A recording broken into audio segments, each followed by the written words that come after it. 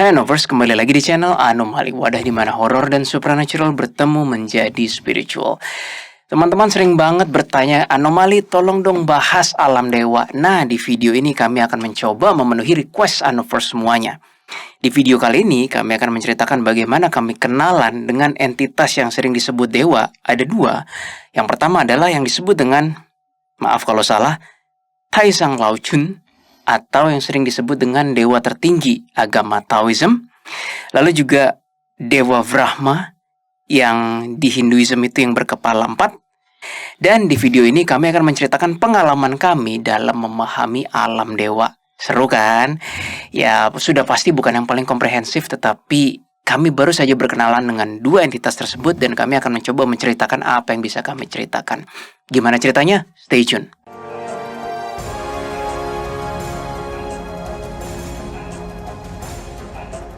Sebenarnya bukan berarti Anomali langsung kenalan dengan dewa, kami lagi santai begini terus kayak menghubungin dengan dewa. Enggak ya teman-teman. Ini terjadi melalui salah satu klien kami, klien Anomali.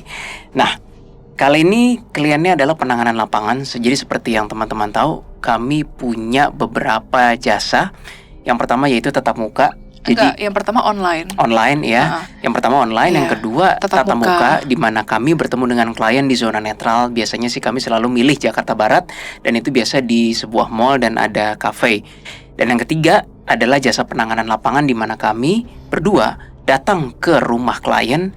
Biasanya daerahnya Jakarta Tangerang doang ya. Iya, biasanya sih. Untuk saat ini kami masih Tangerang. hanya bisa melayani Jakarta Tangerang. Nah, yang kali ini adalah yang penanganan lapangan. Latar belakang klien ya, silakan Jesslyn. Latar belakang kliennya adalah seorang laki-laki yang berusia kurang lebih 60 tahun. Beliau beragama Buddhis. Buddhis atau Buddha ngomongnya? Sebenarnya walaupun dia Buddhis, tapi dia ada Taoism juga. Oh iya. Dan gimana ya, kami nggak mau melabelkan lah. Kami nggak mau melabelkan agama klien. Yang jelas dia ada campuran kepercayaan Buddhis. Oh iya, Buddhis juga Taoism, ada. Taoism sama Hindu juga ya, ada. Hindu juga ada. Lanjut, Jess. Beliau mempunyai usaha yang berhubungan dengan bidang otomotif dan papan periklanan. Sebut saja nama klien kami kali ini. Siapa Kewil namanya? Siapa ya? Sebut saja klien kami kali ini bernama Indra. Beberapa pertanyaan Pak Indra ketika kami penanganan lapangan sebenarnya ya namanya juga penanganan lapangan. Pertama beliau bertanya mengenai kondisi rukonya dari pengaruh astral. Kami datang sebenarnya itu bukan rumah tinggal beliau ya. Itu lebih kepada ruko tempat Pak Indra menjalankan bisnisnya. Jadi bukan rumah tinggal, tapi ya memang kadang-kadang dia mungkin tidur di situ dan yang lain-lain. Pertama dia mengenai kondisi rukonya. Yang kedua bertanya mengenai, nah ini menarik Anovers semuanya. Dia bertanya mengenai satu orang pintar kenalannya Pak Indra yang bertekad membangun sebuah stupa di atas salah satu candi terkenal di Indonesia. Gue gak bilang candi apa, untuk kebaikan umat manusia. Nah, Pak Indra nanya, orang ini sungguhan gak? Beneran gak? Gitu. Nah, kami akan cerita. Dan yang terakhir, Pak Indra bertanya mengenai beberapa dewa di dalam kepercayaan Buddhism. Antara lain, yang Taisang Lao Chun itu lebih ke Taoism. Cuma, gue ulang. Pak Indra bertanya mengenai beberapa entitas dewa. Antara lain, Taisang Lao Chun seperti yang gue sudah janjikan di awal. Baisatya Guru Buddha, itu Buddhism. Dan ada entitas-entitas lain yang ditanyakan sih oleh Pak Indra. Pertama kali, kami dibawa ke lantai paling atas. Jadi rukonya ini nih sebenarnya split level. Berapa lantai sih aja sih? Banyak kayaknya. Kurang lebih sebenarnya ada sekitar 5 lantai. 5 lantai. Tapi yang paling atas tuh lantai yang kayak outdoor gitu guys. Outdoor. Tapi memang masih pakai keramik dan itu tempat sembahyang. Kalau sekilas kami ngeliat dari jauh, kira-kira sih kayak 3 lantai 4 lantai ya dari jalan. Begitu ke dalamnya karena split level, banyak banget lantainya. Iya, jadi banyak lantai. Ada kali 5 atau 6 gitu kan. Nah, kami dibawa ke lantai yang paling atas, rooftop. Nah, gue sudah meminta izin kepada beliau, boleh nggak fotonya ini gue foto dan gue bawakan. Oke guys, kita lihat videonya bareng-bareng. 1, 2, 3. Di situ teman-teman bisa lihat bahwa itu patung Dewa Brahma yang gue sebut. Ke kiri dikit Ada suara-suara kan. Ini ruang sembayangnya Pak Indra. Dan ini asli. Oke, hanya sampai situ aja videonya. Jadi pertama kali kami dibawa ke ruangan yang atas itu, teman-teman tadi lihat kan ada patung Dewa Brahma, terus ada patung Taisang Laochun. Sorry gue nyebutnya susah gitu kan. Impresi pertama yang kamu rasain apa, Jess? Sangat putih dan sangat damai. Itu pertama kali yang aku rasakan. Jadi kan Pak Indra kan bertanya kepada kami, teman-teman anomali, apa yang kalian lihat ketika melihat meja sembahyang saya? Terus kami bilang, wah ini bukan dari kubu kiri, tidak ada jejak kubu kiri di sini, semuanya kubu kanan. Malah ada satu patung yang kami rasa energinya sangat kuat, presensi dari sang dewa tersebut, yaitu patung apa, Kawil? Itu yang tadi disebut dengan Dewa Brahma yang kepalanya 4. Dan referensi artikel internet banyak ya. Jadi gue langsung aja kasih foto aslinya ini. Ini adalah foto asli patung yang ada di rooftopnya rumah Pak Indra.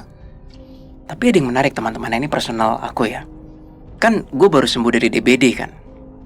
Ketika gue DBD, di awal-awal demam hari ke-2 kalau nggak salah, Jess, atau hari ke-3, gue melihat ada sosok yang memang kepalanya 4 dan membantu gue dalam melewati masa-masa susah itu.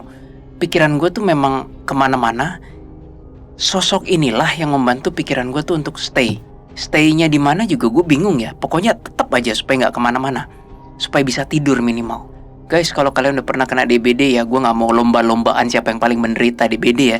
Tapi kalau kalian udah pernah kena DBD, wah anjing lah, sorry. Itu mau tidur mah bagus deh, bisa tidur dengan nyaman. Soalnya kalau gue kena ini nih, SGPT, SGOT-nya gue kehantem. Jadi tidur tuh rasanya kenceng banget. Badan meriang, lemes, gatel-gatel. Gila. Fuck DBD. Anyway, balik lagi ke sini, maaf. Jadi dia yang datang waktu aku sakit DBD. Lucunya, gue baru sadar ketika ngelewatin patung ini di rooftop ini, gue kayak gini. Loh, kayak agak kasar kesana ya, agak kok nggak hormat sih ya, maaf lah teman-teman. Tapi gue bilang, Anda kan yang waktu itu ada. Dan gue coba komunikasi, iya betul, dia yang waktu itu ada. Bedanya, dia memperkenalkan namanya bukan Brahma, namanya Janpura. Nah gue gak yakin Janpura, Janapura, Janpura gitu. Gue gak jauh, gue gak jelas. Tapi kalau dari artikel, apakah ada, Kawil, mengenai nama Janpura tersebut? Nah gue juga bingung ya teman-teman. Mungkin apa ya, kan ada beberapa entitas, entah dewa, entah malaikat, entah apa, yang misalnya perawakannya begini, dikenal nama di satu kepercayaan adalah A, di kepercayaan lain adalah B. Ya mungkin Janapura ini adalah Brahma, gue gak jelas juga. Tetapi kalau gak salah dulu di anomali masih awal-awal banget, kami pernah gak sengaja terkoneksi sebentar banget dengan Brahma ini. Ya kami bisa salah, jajarannya itu vibrasinya tuh kayak di level malaikat gitu loh. Ya dengan kata lain dia sejajar dengan Arka gitu. Tapi ya gue juga gak tahu, masih misteri. Jadi untuk sementara sepertinya maybe Janapura dengan Dewa Brahma ini sepertinya mungkin entitas yang sama. Ya bisa berbeda, kan gue juga baru kenalan kan. Yang unik adalah pas aku ke tempat sembayangnya, yang ada 3 patung itu, gue baru mau nge-scan gini kan guys ya. Intinya Jaslyn juga sudah menemukan tidak ada kubu kiri kan. Tetapi ketika gue nge-scan seperti ini, meja sembayangnya di sini, patung Brahma itu di sini. Tiba-tiba ada yang suara dari kiri, seakan-akan kepalanya kayak gini, ngek. Padahal kepalanya udah 4 juga ini gue. Tapi kepalanya seakan-akan kayak begini. Terus bilang ke gue telepatik, tolong jangan diubah-ubah lagi energinya. Gue tanya, energi, oh iya, kenapa? Gitu. Bilangnya Dewa Brahma aja ya. Brahma mengatakan bahwa karena orang sepertimu itu memang bisa mengobrak-ngabrik energi atau pola doa atau pattern energi di sebuah tempat. Terus gue tanya lagi, efeknya apa? Efeknya ke Pak Indra. Jadi kalau misalnya gue di situ nge-scan dan yang lain-lain, takutnya Pak Indra yang biasanya berdoa mungkin ngerasa kayak kok lebih less konsentrasi ya, atau mungkin kok kayak ada yang beda gitu ya Jess ya. Kayak harusnya nggak begini deh, harusnya nggak begini. Jadi frekuensi energinya maksudnya kalau bisa jangan kita tuh macam-macam, kita coba dalam nama Tuhan misalnya kayak terus kita sembayangin lebih ke arah kita mencoba untuk dalam nama Tuhan gitu, kita bersihkan energi tempat ini misalnya something like that lah. Iya. Itu kayak nggak disarankan gitu, soalnya frekuensi energinya yang berbeda. Betul. Jadi dan lagian juga kami juga tidak menemukan adanya presensi kubu kiri. Buat apa kami macem-macem. Jadi oke, gue bilang oke, Dewa Brahma, aku tidak mau ngapa-ngapain. Ya udah, as it is. Dan beliau juga nggak pernah ada ngerasa diganggu juga ya. Sama sekali. Malah ngerasa damai banget memang ketika berdoa. Bahkan beliau juga katanya bisa meditasi sambil duduk yang dengan waktu yang cukup lama. Betul. Di dalam sana. Kamu ngerasanya yang Brahma itu salah satu yang paling kuat nggak di atas itu? Gila, iya, itu kuat setuju. banget aku sih ngerasa itu yang paling kuat, paling powerful. Dan ngerasanya eksistensi beliau juga, maksudnya Brahma itu juga yang paling kuat.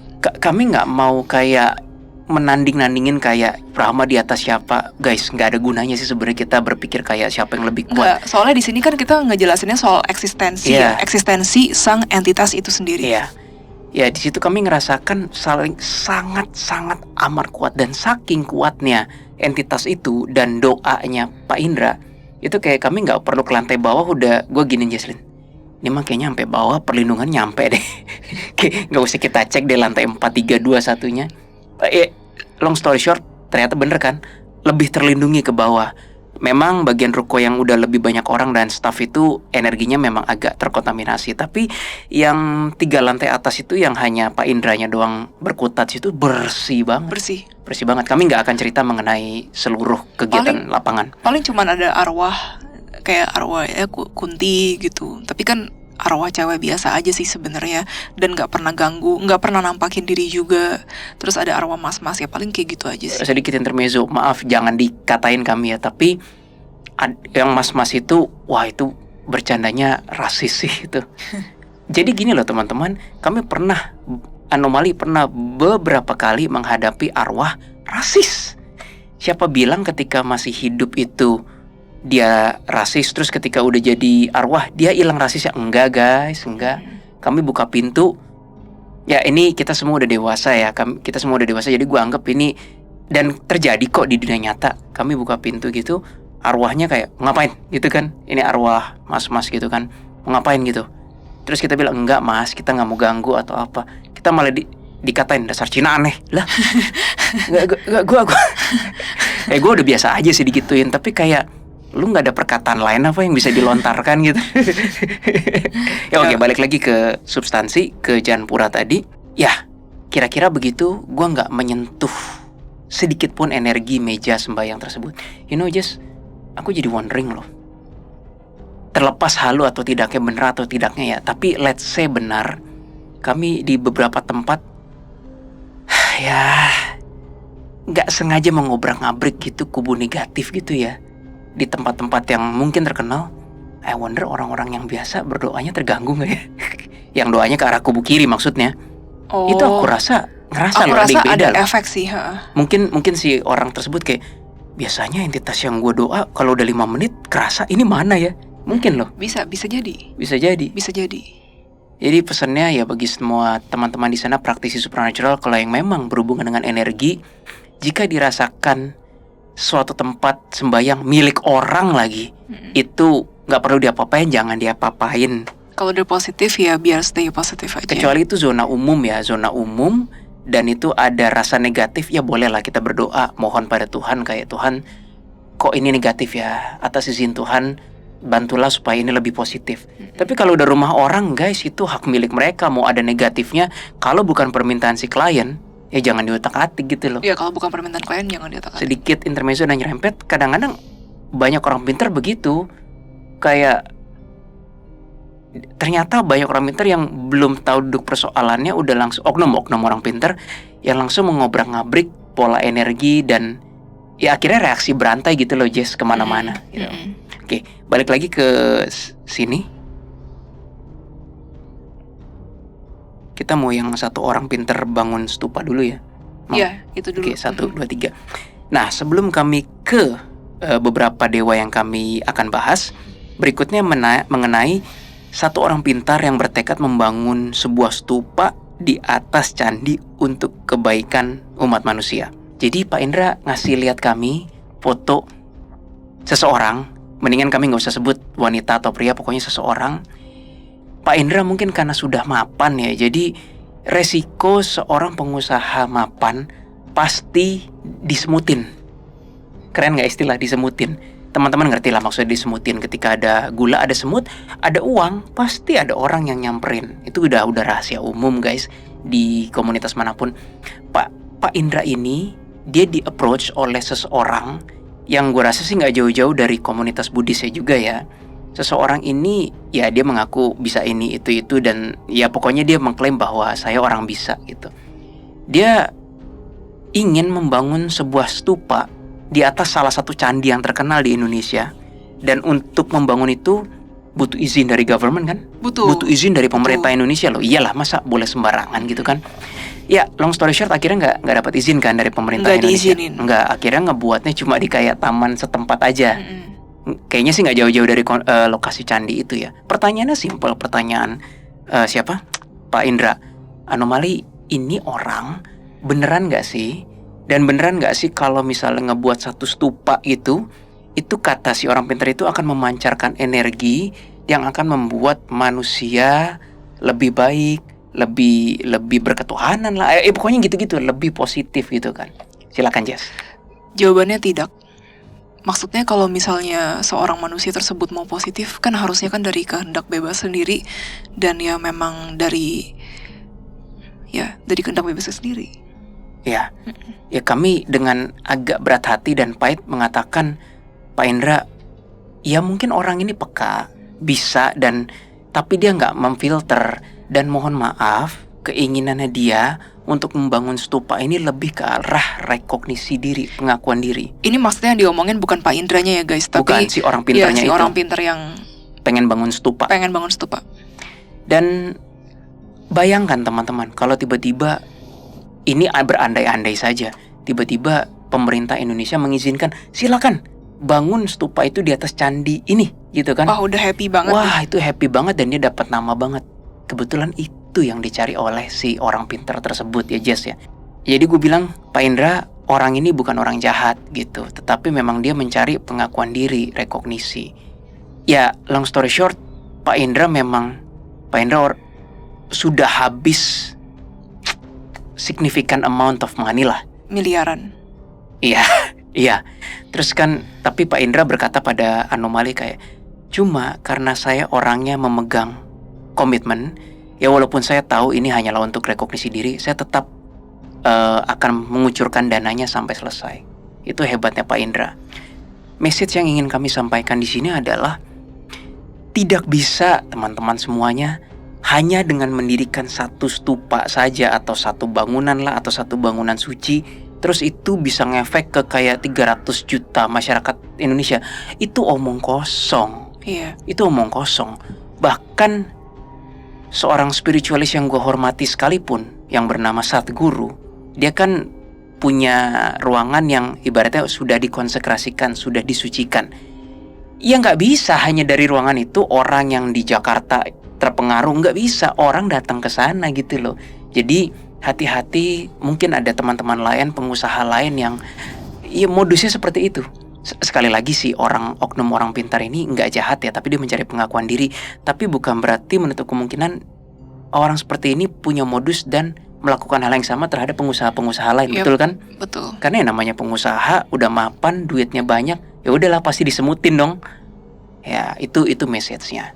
Tapi sekali lagi si orang pintar itu bukan orang jahat gitu. Tapi sekali lagi message-nya tidak ada teman-teman, hanya satu bangunan saja itu bisa mensucikan seluruh negara tuh tidak ada. Itu omong kosong belaka. tergantung kita berdoa ke Tuhan dan sama kehendak bebas tadi, ya nggak sih? Kalau memang cara itu ada dan valid dan bisa dibuktikan oleh sains, ya udah bikin aja sebanyak-banyaknya di Indonesia. Alhasil kan nggak begitu. Iya. Kok entah kenapa kayak iya ini bakalan bermanfaat gitu sama seorang manusia, sama semua orang manusia. Tapi itu dalam hal gaib kok kayaknya kurang bisa dipercaya ya. Ya karena gaib, Jess. Kecuali kalau dia bilang saya mau bangun ini akan jadi objek wisata yang orang kalau tiap kali masuk bayar tiket sekian-sekian, tiketnya itu nanti buat negara, buat pajak, bla bla bla, itu lain make cerita sense, ya. Itu make sense. Tapi kalau yang berbau gaib tapi ujung-ujungnya kayak ngomong yang terlalu besar, Enggak. patut dicurigakan Patut sih. dicurigai. Jadi teman-teman bolehlah jaga jarak dengan orang yang mempunyai modus seperti itu. Nah, sampailah di inti utama topik video kami malam ini. Dewa. Oke, seperti yang teman-teman lihat ini foto foto meja sembahyang utamanya Pak Indra. Itu kan ada 3 dewa. Please correct me if I'm wrong. Tapi ya gue gak mau ikut campur dengan kepercayaan Pak Indra ya. Dia ada patung Dewa Brahma yang mengacu ke Hinduism. Ada juga patung Dewa Taisang Lao-chun yang adalah itu dari Taoisme. Dan ada juga patung Buddha lain yang di tempat-tempat lainnya yang ya intinya kayaknya memang Pak Indra ini lintas kepercayaan. Dan dia mengakui pada kami kok, saya tuh tidak terpaku dengan hanya satu mindset saja dan perspektif saja. Nah, yang ingin kami bahas adalah dewa yang disebut dengan Taisang Lao-chun ini. Sekilas mengenai Taisang Lao-chun, kami bisa salah, tetapi ini adalah diyakini dewa tertinggi dari agama Taoisme. Dan Taisang Lao-chun inilah yang dulu dipercaya pernah hidup sebagai Lao Tse. Kami sempat diskusi sama Pak Indra di ruangannya kembali di lantai I think 3 atau 4 gitu. Dia nanya, Anomali, ini Taisang Lao-chun itu gimana sih menurut kalian? Kami ditanyain begitu ya, terpaksa keluarin ekstra energi kayak this is not our thing sih. Cuma ya udah. Ternyata memang apa yang kamu rasain? Ya aku rasain beliau benar-benar menyatu dengan alam. Jadi aku lihatnya posisinya itu mirip seperti di foto. Dan beliau ternyata juga pernah ya beberapa kali semasa beliau turun menjadi ke manusia, bumi. Iya. Ada beberapa bentuk ya kalau nggak salah ya. Tapi yang kamu lihat posisinya beberapa bentuk human ya? Aku lihatnya lebih ke yang kakek-kakek jenggot putih. Kalau yang bukan yang Lao Tse itu. Sebenarnya kan kalau fotonya Taisang Lao-chun sendiri kan ya kayak gini gitu. Janggut putih itu yang kamu lihat. Iya, yang janggut putih. Terus yang aku lihat yang janggut putih, terus juga duduknya mirip kayak yang di foto, tapi di belakangnya itu ada kayak bintang-bintang gitu. Bintang ya? Bintang. Terus ada bintang-bintang gitu, seperti beliau tuh menyatu dengan alam. Iya. Yang aku rasakan seperti itu. Dan sebenarnya agak menghilangkan keakuannya. Iya, tapi masih ada kesadarannya. Masih ada kesadaran, tapi wah sudah tinggi. Nah, Pak Indra bertanya kayak, bukankah ini susah banget sih. Taisang Lao-chun ini ditemukan di Gunung Wutang katanya.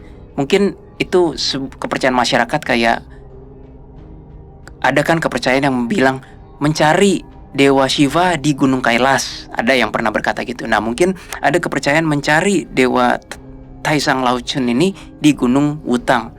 Langsung tiba-tiba ada suara, dan gue langsung tahu itu dari yang bersangkutan. Dan energinya sama sekali nggak berebet. Kita mencoba untuk validasi juga, dan tidak ditemukan ada sedikit pun energi berebet atau manipulasi. Jawaban dari dewa tersebut, dia berkata, bukan di Gunung Wutang, tetapi cara mencapai dia adalah dengan tuning di energi alam. Which is gue gak ngerti artinya apa, abstrak banget kan.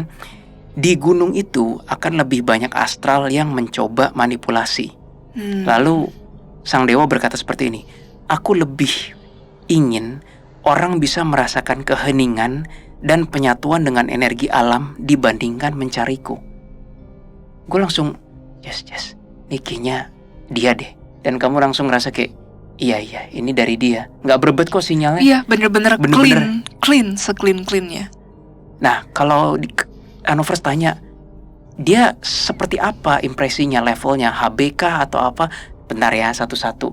Nah, berbicara mengenai dia lebih ingin orang merasakan keheningan dan penyatuan energi alam. Tiba-tiba setelah dia tuh kayaknya nggak begitu senang diajak ngomong gitu loh, Jess. Dia ngomongnya betul. tuh cuma kayak seumprit gitu. Sepatah-sepatah. Nah, tiba-tiba setelah berapa menit, gue denger lagi suara. Langsung gue bacain aja supaya nggak salah. Entitas sepertiku terpaksa ketahuan dan ada karena adanya entitas lain di level yang sama yang niatnya kurang baik terhadap alam kasar manusia. Andai kata nggak ada entitas negatif tersebut, kami sendiri pun, maksudnya si dewa dan yang sejajarnya juga tidak akan dinotis tuh disadari gitu loh. Terus dewanya ngomong, setiap manusia punya preferensi spiritual yang berbeda-beda. Sudah pasti akan ada yang menyerempet ke frekuensiku, bukan? Jadi gue kaget, kayak Pak Indra juga kaget. Gimana ya ngomongnya sih? Ini gue coba nyampein secara pragmatis ya. Kayaknya semua entitas positif kubu kanan, jenisnya apapun, entah manusia transcending jadi dewa lah, entah dewa dari sono, entah malaikat, entah apa, mereka nggak pengen diusik-usik deh kayaknya. Kenapa mereka akhirnya terusik-usik? Karena ada yang sejajar lain terus misalnya niatnya negatif ke manusia mencari perlindungan. Nah sekarang kalau misalnya nih teman-teman, analoginya anak kecil umur 5 tahun digodain sama orang umur 30 tahun.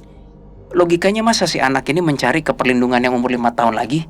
Dia pasti akan mencari perlindungan yang setidaknya sama yang godain, betul nggak? Iya. Ibaratnya apa ya? Aduh, ada bahasa resminya tuh, antitesisnya, kesannya gitu. Apa antidotnya?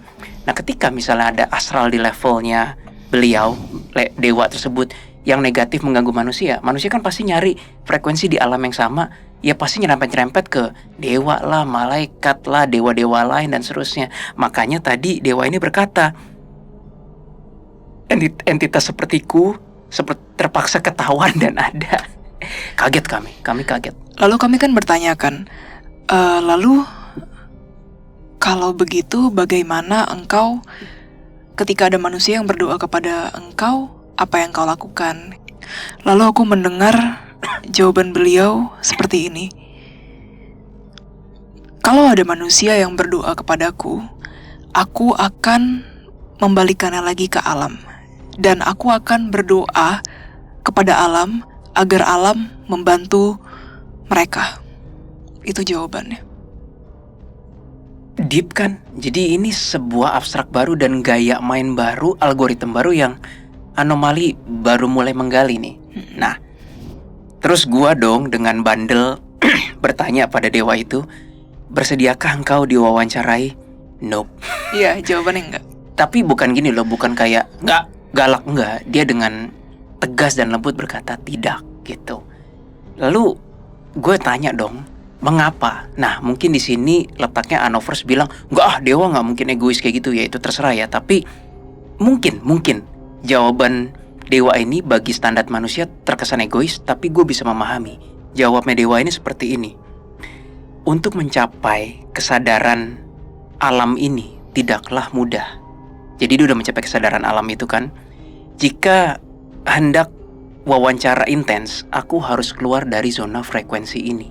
Terus gue mikir dong, kan lu sama kita udah semi telepati nih, walaupun nggak konstan ya, paling 5 menit hilang, terus tiba-tiba 5 menit lagi gitu kan, boro-boro 5 menit just cuma kayak berapa detik gitu, terus hilang lagi sinyalnya gitu kan. Gue mikir kan udah bisa gini, kok lu harus sampai intens? Nah ini gue nggak tahu jawabannya. Mungkin aja Jess, mungkin karakter beliau tipe orang yang ketika mau ngomong bener, ya ngomong bener, bukan seumprit-seumprit. Bisa jadi loh. Gue nggak bisa jawab. Mungkin teman-teman yang mengetahui karakter dewa tersebut atau Lao Tse, ya mungkin teman-teman lebih tahu kali. Tapi intinya dia berkata begitu, bahwa untuk mencapai keheningan alam ini tidak mudah. Nah jadi bagi gue ini bukan jawaban egois sih. Bagi gue ini sangat understandable. Mencapai pencerahan aja susah kok.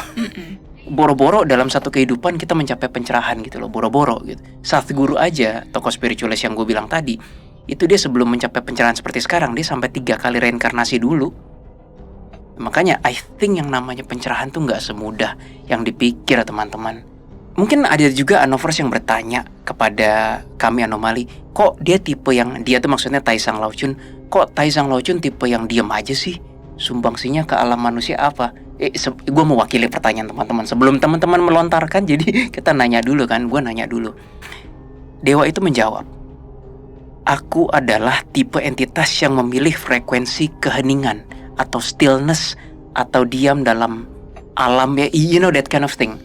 Dia menjawab, ada juga dewa lain atau entitas lain seperti Arka, GR, dia ngambil kamus gue itu, seperti Arka, GR termasuk HB yang frekuensinya bekerja. Di sini gue baru tahu, oh ternyata alam dimensional pun dan bagi entitas-entitasnya ada preferensi masing-masing, Jess. Ada yang memilih diem, menyatu dengan alam lah istilahnya, atau menyatu dengan Tuhan. Ada yang memilih untuk bekerja. Jadi nggak bisa dipukul rata semuanya bekerja atau semuanya diam. Bahkan kami juga ceritakan ada juga yang sejajar dewa tapi kok negatif. Itu yang kami sebut dengan asu, dewa palsu itu kan. Asu. Nah, sosok dewa terakhir yang kami tidak berhasil wawancarai tapi kami berhasil melihat frekuensinya adalah yang sering disebut dengan Baisatya Guru Buddha. Kami nggak tahu ini dewa sejenis apa, dia entitas apa, dan yang lain-lain. Tapi gini Jess, katakanlah gue tolol, katakanlah gue bodoh teman-teman. Tapi orang namanya belajar kan. Gue berpikir yang namanya Buddha itu adalah Siddhartha. Ternyata gue salah total teman-teman. Yang namanya Buddha itu adalah orang yang tercerahkan. Kalau Sadhguru bilang Buddha itu dia yang melampaui intelek. Kalau dari Buddhism sendiri, Buddha adalah yang tercerahkan. Jadi ternyata gue berpikir tadinya yang namanya Buddha itu, kan ada yang terkenal dengan Buddha Amitabha yang terang banget itu loh, Jess. I thought itu Siddhartha. I thought. Ternyata gue salah teman-teman. Ternyata di dalam Buddhism, Buddha mengacu pada setiap orang di sejarah yang sudah mencapai pencerahan. Gitu. Nah balik lagi, gue tanya sama Pak Indra, oh Buddha itu bukan selalu Siddhartha ya? Ya udah ketahuan gue aja dah. Tapi ini revelation buat gue. Implikasinya apa? Implikasinya gue sadar bahwa sebenarnya setiap human, nggak harus Buddha doang. Setiap human, Jesslyn, gue, Anda semua, Anovers, Inner Circle, semua mampu mencapai pencerahan. Dan therefore, kita semua harus mencoba mengupayakan mencapai sampai tahap tertentu peningkatan spiritualitas kita. Dan itu tidak akan tercapai dengan mengkoar-koarkan saya mengetahui kebenaran. Tidak akan tercapai, itu gimana caranya. Balik lagi ke Baisatya Guru Buddha ini, caranya kami bekerja kalau ditanya entitas ini ada nggak kubu kiri atau kubu kanan. Pertama-tama dia harus agak umum dulu ya Jess ya. Semakin umum artinya dia kan entitas tersebut semakin terhubung dengan memori, kesadaran, energi manusia. Dan bagi kami benangnya makin di mana-mana makin kalau dirangkum gitu, oh ke sini. Jadi dari ratusan benang, oh ke situ. Nah, tapi kalau entitasnya jarang diketahui, agak susah sih. In this case, Baisatya Guru Buddha ini, kalau kata Pak Indra, nggak umum. Di Buddhism sendiri nggak umum kata Pak Indra ya. Dan dia juga dapat ini bukunya referensinya juga dari, dia bilang sih dari Petak 9.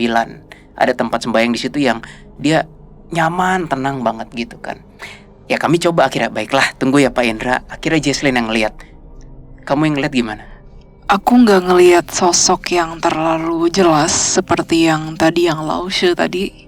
Tapi yang kali ini kerasanya entitasnya bercahaya sekali. Sama di belakangnya juga itu bintang-bintang dan energinya berwarna biru dan ada campuran putihnya. Birunya itu seperti biru apa ya? Bukan? Iya, mirip kayak gitu. Birunya seperti ini. Mirip. Terus apa lagi? Dan ini sudah lebih menyatu ke alam lagi. Bener-bener lebih pudar lagi sinyalnya. Dan karena jarang, sinyalnya gimana ya? udah nggak bisa manipulasi sih, kuat banget karena jarang. Dan bercahaya sekali sih memang. Kesimpulan sementara nih per menit ini, semakin satu entitas astral di kepercayaan manapun makin terkenal, itu makin rawan manipulasi karena banyak yang mencari. Betul. Termasuk Yesus sekalipun, kami kan pernah bawakan di video-video, ada yang menyamar jadi Yesus tuh ada. Nyamar jadi Bunda Maria juga banyak gitu banget. loh, banyak. Ya anyway, balik lagi ke Bayi Satya ini. Terus kan kami nggak berhasil tuh nyoba kayak koneksi, agak susah. Tahu-tahu begitu Pak Indra berkata, kok saya ngerasa kalau doa ke beliau itu kok damai banget ya. Baru gue denger lagi, sama rasanya seperti denger Taisang Laochun, tapi ini dari yang Bayi Satya. Kira-kira dia berkata begini, yang ini sekarang yang Bayi Satya ya. Bukan karena aku yang memberikan kedamaian ataupun cahaya, tapi karena manusia sendiri yang mentuningkan frekuensinya ke dimensi ini. Terus dia kayak ngasih analogi ke gue, layaknya radio, frekuensi mana yang kamu tuningkan, itulah yang kamu dengar dan rasakan. Wow, tapi dia bisa tahu radio ya. I think dia ngambil database aku atau emang dia melampaui fisikal deh. Ya gue nggak tahu gimana cara kerjanya ya teman-teman ya. Don't ask me. Kan caranya mereka tuh entitas yang udah higher being gitu ya. Mereka cara komunikasinya mereka ngambil kamus gua. Iya bener sih. Mereka mengambil kamus siapapun yang, ya kalau mereka pakai bahasa mereka yang terlalu tinggi, gue mana ngerti. Yang kiranya relevan lah. Iya, yang kira-kira relevan gitu loh. Jadi entitas yang lebih tinggi menurunkan frekuensinya untuk komunikasi sama kita, gua yang levelnya masih di sini. Sama kayak misalnya kayak Tuhan mau bicara sama manusia juga kan, misalnya pakai manusia lain atau misalnya pakai kejadian gitu untuk berbicara sama kita. Iya, itu justru udah yang canggih banget menurut gua. Jadi nggak heran kalau dia ngambil database gua. Dia tuh maksudnya Bayi Satya itu ngambil database vocabulary gua, pengetahuan gua. In this case dia radio gitu. Well, sayangnya sekian dulu ceritanya mengenai dewa, karena memang kami juga baru ya memahami naturnya, dan gue yakin ini pasti nggak ada 1% nih untuk alam dewa. Tapi ya kami berusaha menyampaikan apa yang kami temui. Semoga Anuverse bisa seneng dan semoga masih ada value yang bisa dipetik dari kisah-kisah perjumpaan kami dengan dewa tersebut. Di penutup ada beberapa poin yang bisa kami bagikan. Yang pertama, setiap entitas astral mempunyai preferensinya sendiri-sendiri. Dan jadi nggak bisa kita pukul rata setiap entitas itu pasti bekerja, atau setiap entitas pasti kayak diem menyatu, nggak bisa. Dan gua rasa bukan hak kita untuk menjudge bahwa kalau lu nggak bantu human sih, atau lu kenapa kerja kesannya kayak energinya hitam gitu atau apa. Bukan hak kita kayaknya untuk mengatakan seperti itu. Ya mungkin banyak yang berpikir kayak kalau baik tuh udah pasti putih, kalau jahat udah pasti hitam. Nggak sesederhana itu sih teman-teman. In fact, gue hanya belajar sedikit mengenai filosofi yin dan yang itu. Jadi kalau teman-teman tahu, ada yang istilahnya Pakwa, dan ini akarnya dari Feng Shui, akarnya dari Taoyuan, bacanya susah, dan juga dari Chimenduncha. Itu 3 ilmu Tiongkok kuno yang nggak bisa dianggap remeh sih.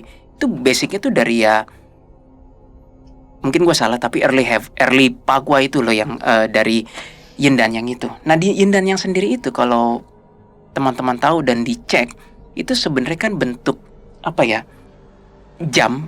Kalau teman-teman coba cek, misalnya ada jam matahari itu. Ini misalnya kamu pernah lihat jam matahari nggak? Nggak. Jam matahari itu kayak bikin bundaran, lempengan bundar, terus ada tiang, entah pensil, entah tongkat, terus matahari bergerak kan. Nah itu yang nanti akan jam 1, jam 2. Pertanyaannya, bayangannya selalu sama nggak, Jess? Maksudnya panjangnya? Enggak. You will notice bahwa bayangannya itu bisa pendek, panjang, pendek gitu. Oh. Itu yin dan yang itu pernah ada yang ngambilnya dari situ. Makanya ada hitam ada putih, bentuknya begini kan? Iya. Bukan yang kayak ngek gitu. Iya. Itu ngambil dari, salah satunya ngambil dari referensi jam matahari. Oke. Nah balik lagi ke yin dan yang itu, ada hitam di dalam putih dan ada putih di dalam hitam. Jadi di situ gue ngambil kesimpulan di universe ini memang sepertinya keduanya harus ada. Dan gak ada istilah kayak ekstrim hitam tanpa ada putih, dan ekstrim putih tanpa ada hitam. Kayaknya, ini pendapat gue ya, boleh didebat. Kayaknya nggak demikian deh. Yang berikutnya, manusia cukup mampu, tanda kutip, astral traveling. Ambil contoh konteks memori. Jadi seperti ini teman-teman. Ketika kita lagi mengenang memori kita yang sebel, yang sedih, kita ditipu orang lah, kita putus, kita disiksa orang. Emang kita yang kerasa happy? Kagak lah. Enggak. Itu bukti bahwa kita sudah sejenis apa ya, dimensional traveling with our mind. Begitu pula ketika kita traveling ke dimensi divine, ketuhanan, seperti yang Dewa Baisatya itu bilang, ataupun seperti yang Taisang Laochun bilang, ya kita akan merasakan energi yang relevan. Kami, Anomali dan Detektif Astral, nggak pernah sih merasakan kalau lagi di dimensi kubu kanan yang kami rasakan kesedihan, negatif, nggak pernah sih. Biasanya damai, positif kayak gitu sih rasanya. Exactly. Dan yang terakhir, bukan melulu entitas yang memberikan sesuatu ketika kita tune in atau beresonansi dengan frekuensi mereka, tetapi bisa saja karena natur dari energi dimensional tersebut. Sekian dulu video kami kali ini. Jangan lupa klik like, share, dan subscribe. Dan jangan lupa nyalakan lonceng notifikasi. See you guys on another video. Dan thank you atas supportnya teman-teman selama ini. Anovers udah pada nonton kita semua. Thank you. Thank you. Jesselyn udah kekenyangan. Ya, kenyang banget. Bye-bye.